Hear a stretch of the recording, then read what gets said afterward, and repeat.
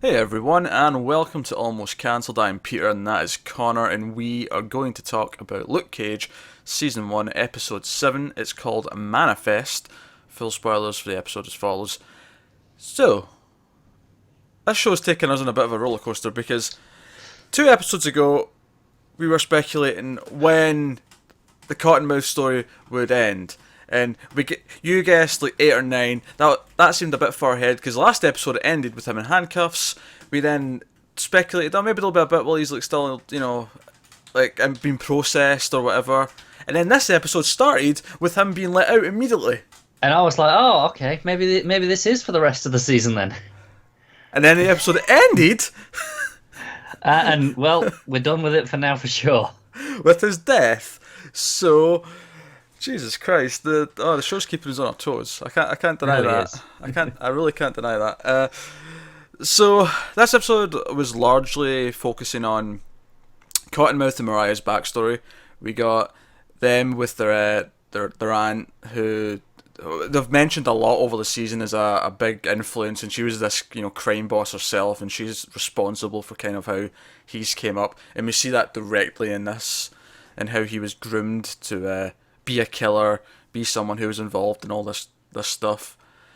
We also see how she treats Mariah, and how she was forcing her to be the school smart one, if you will, the one who should study and learn how to do things, and how she treated both of them differently. Because even in her role as a female crown boss, she's kind of still, no, the boy should do this, and the girl should do this.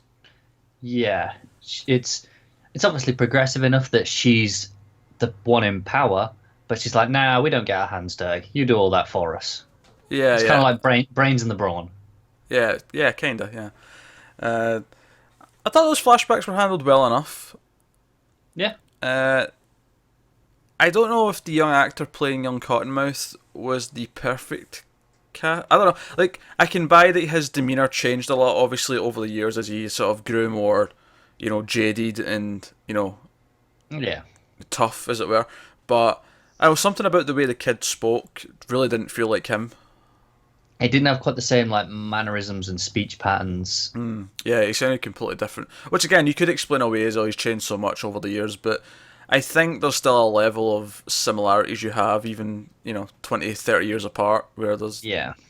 so that's a small criticism, but it was violent. We got a cut off finger. Oh yeah. That came out of nowhere. Well, kinda. I mean, she was sort of pruning the flowers, like sort Well, of. Through. sure. When I say came out, no, I wasn't expecting straight finger off and it just to go, oh, here you go, here's blood spatting everywhere, and then just show you the finger. I don't think that was anywhere close as out of nowhere as the murder of Cottonmouth later. No, it wasn't. Because of course, throughout the episode we see Cottonmouth try to deal with Luke Cage, and he like knows about his past now, and he threatens Luke Cage with that, you will do things for me, stop causing trouble, or I will reveal who you are, and you will have to go to prison, you'll have to do this and that. And which, by the way, Shades greatly informs us that Diamondback will not be happy of that development, which is. He also has another fantastic moment where he takes off his glasses. He does. It's always a big moment in this show when he takes off his glasses. It is. It's right near the start of the episode this time. He just kind of looks over and he just does it really casually. It's like, oh, this is growing on me so much. But he's like, Diamondback won't be happy with this, which has led me to another little bit of speculation. We didn't see for sure that the head guard who was like involved in all that prison stuff died, and I'm wondering if it might be him. Yeah, could be. It was because he was working for him at the time as well. Yeah, I'm a little bit more inclined to go with when you said, oh, the one that framed him. Yeah, that's possible. I'm inclined to think more that than the guard. The guard seemed a bit more throwaway. But I'm more convinced now than ever, though, that Diamondback has a history with Luke, because the way Shade said he has plans for Luke Cage. Yeah, now obviously that could be a swerve, and it could be just the idea that he's got the power. He wants this powered person under his control. But like you say, it feels more like personal history. It does. So, which is why I was thinking the guard, because we seen him sort of knocked out after that, incident where Luke was in the bath. But I was thinking, maybe it could be him, because we spent a lot of time in that episode really building up how like vile and villainous he was. I kind of hope it's not, because I found the guard a little underwhelming, maybe. I don't know. He didn't make that much of an impression and impact on me enough that I'd hope that he was the big bad guy. I wouldn't say I hoped he was a big bad guy, but I think I see that actor being typecast as villains because he's just got that look about him that says he's the worst bottomless pit of humanity. No offense to the actor, but he's making a living off of it, so he shouldn't be too happy or upset. So that's his side of the story, and then Mariah, we see her as we kind of expected with the last episode, that her reputation is shot to hell, and she is trying to fight it, but she's been told by other politicians are trying to take her place. We see that scene. We see her being called from the party saying we need you to resign. You're bringing too much negative attention. It doesn't even matter if it's true or not what Cottonmouth has done. It's just you're too close to it. Yeah, we have to sever ties. And she is not happy. She is not happy. You see her frustration rise throughout the episode. So when her and Cottonmouth finally come together, and it's not even meant to be a confrontation at first, really. She goes to see him to deal with things. What's going on? How are we going to fix this? Blah blah blah. Like we've seen a lot of times over this season already. But obviously, Cottonmouth over the course of the episode has been told by multiple people that he should drop this Luke Cage thing. Shades is telling him, let it go. You have to deal with other things. He's almost letting it get to him, and he's obsessing about him rather than dealing with everything else he should be dealing with. She comes over and says the same thing, and it agitates him. And then he starts talking about his past, which is why the flashbacks in this episode work quite well, is because they feed into this ending. It feeds into this confrontation. Yeah, I was wondering where it was going for a while with the flashbacks, because it was quite a lot of them. It was quite a lot of them. I was like, there's got to be a payoff for this, more than just general backstory, because none of it was specific enough, like Luke Cage origin. Like none of it was like that. Yeah, because in the flashback, of course, we see their uncle, who believes in him playing piano and wants him to go on to do that rather than this life of crime, even though he himself is a complete criminal who's, that's why the aunt gets upset with him, because he starts getting into the drug game with the Puerto Ricans when she doesn't want to be into that. She, whorehouse, guns, and whatever the third one was, that's her business. She's quite happy with those three things. Yeah. And he's wanting to expand because, I assume it's the 70s. Feels like the 70s, early 80s maybe. Yeah, 80s. That sounds about right. Yeah.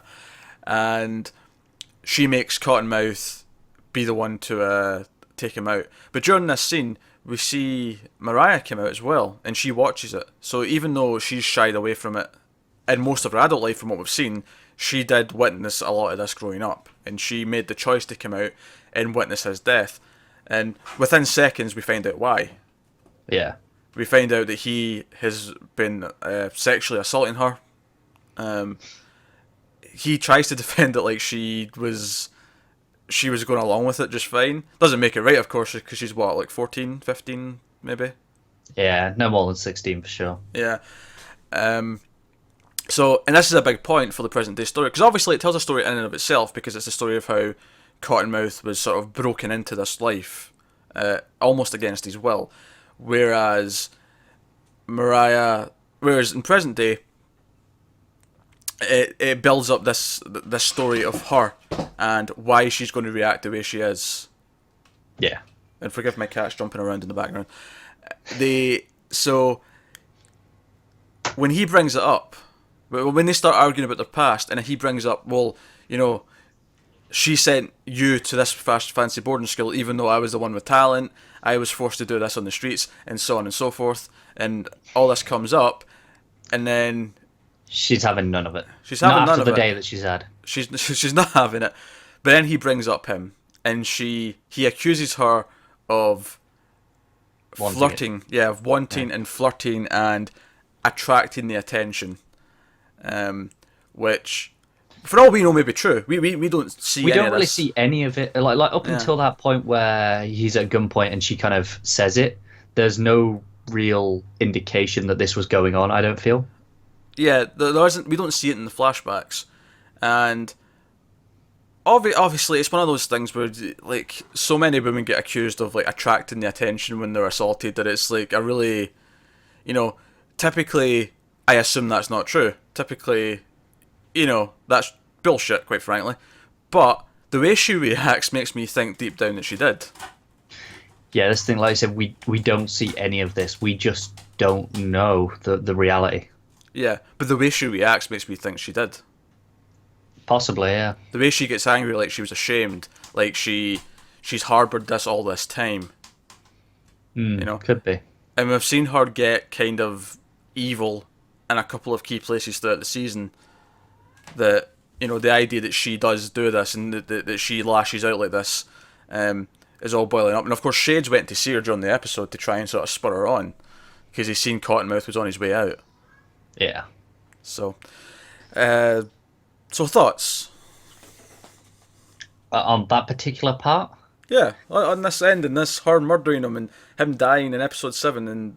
Wow, it was very brutal, thing. and it came, like I said, it came out of nowhere because she just snaps, and then she just wails on him over and over and over, and you feel how angry she is, and it's really, really just violent.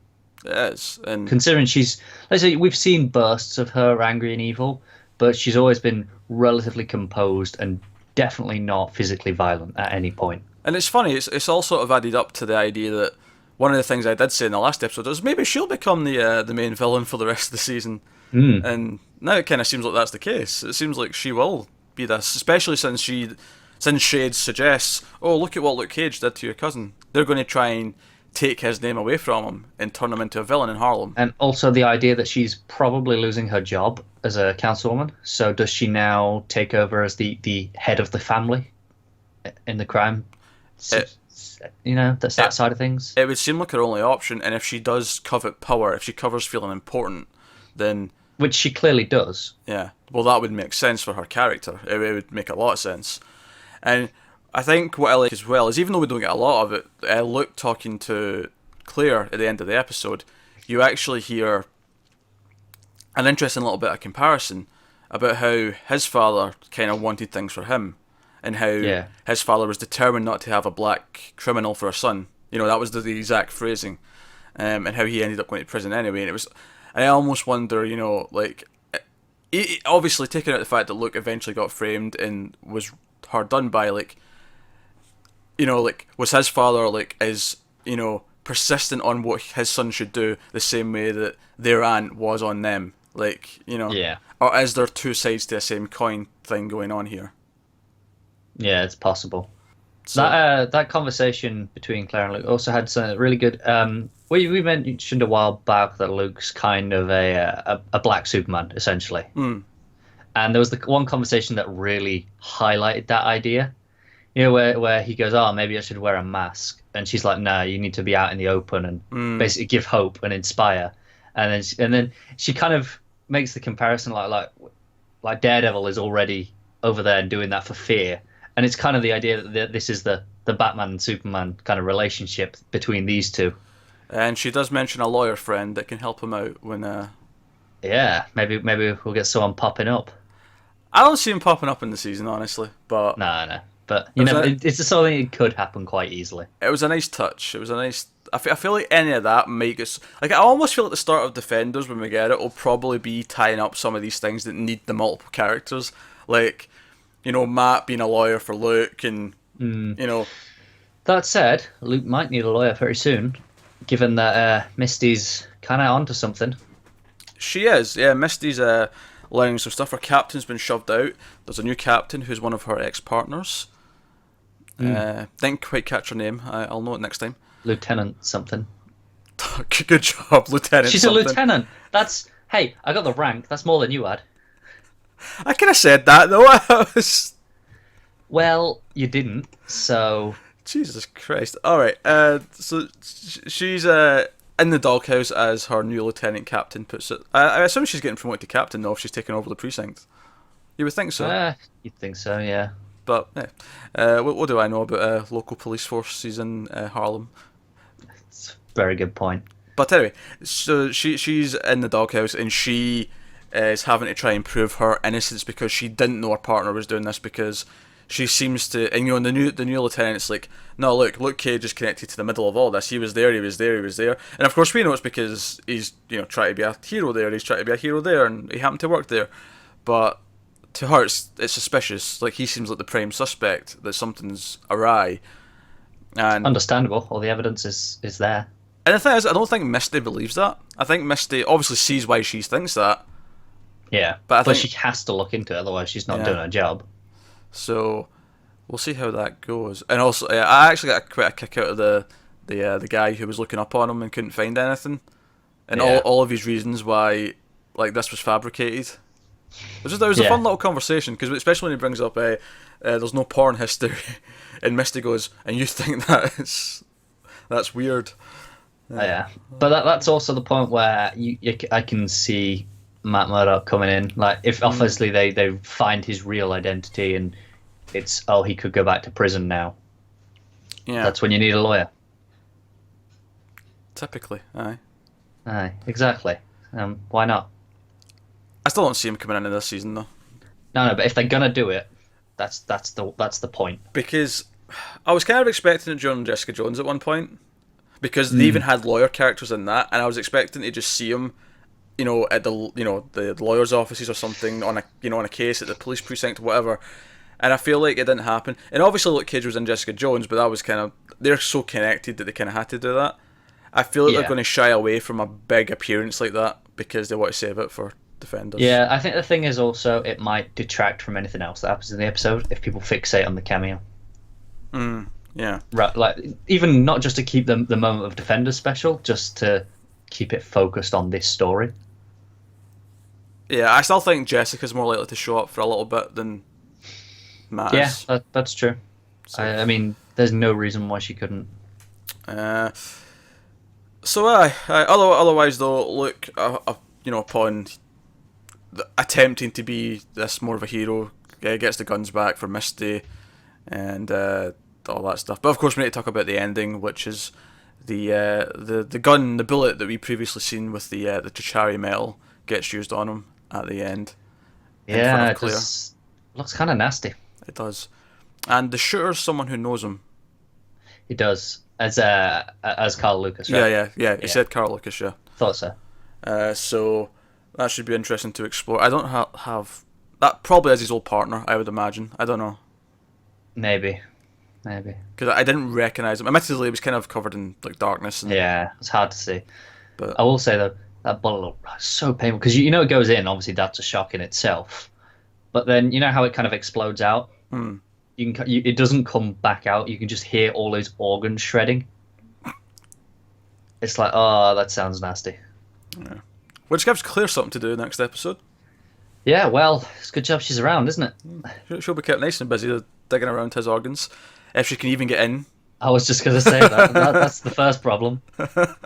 All they need is some Chitauri metal scalpels. It's whenever Superman gets injured like that, and somehow gets injured, and the hospital try to cut into him, and all the syringe needles in. Yeah. And the syringe just bends. Yeah, it's like, oh well, oops. All right, that's about episode 7 of Luke Cage. That is us. That is the middle episode. So Cottonmouth is gone. Yeah, so we got half the show pretty much now without him. Yeah, should be interesting. Yeah, I expect more of trying to, harm Luke Cage's name in the next episode. But beyond that, I don't have. And obviously, well, I suppose the next episode will mostly be Claire trying to heal him. So maybe I can predict what the next episode is. But after that, it'll be interesting. Yeah, I don't really know where the long game is for the rest of the season. But that's kind of exciting, honestly. And we're early enough that that's not worrying. Like, if this was episode 11 and there was 2 left, I'd be like, well, what are they doing now? Yeah, this feels too late to start something else. But because it's halfway, I'm like, oh no, that's just fine. Like, we can go into another 6-episode arc. Yeah, that's more than fine. So, no, that's good. It was a good episode. So that's episode 7 of Luke Cage. Let us know what you thought of the episode in the comments below. Like and subscribe and all that stuff. Helps us out a lot. Thank you very much for watching, guys. We'll see you next time.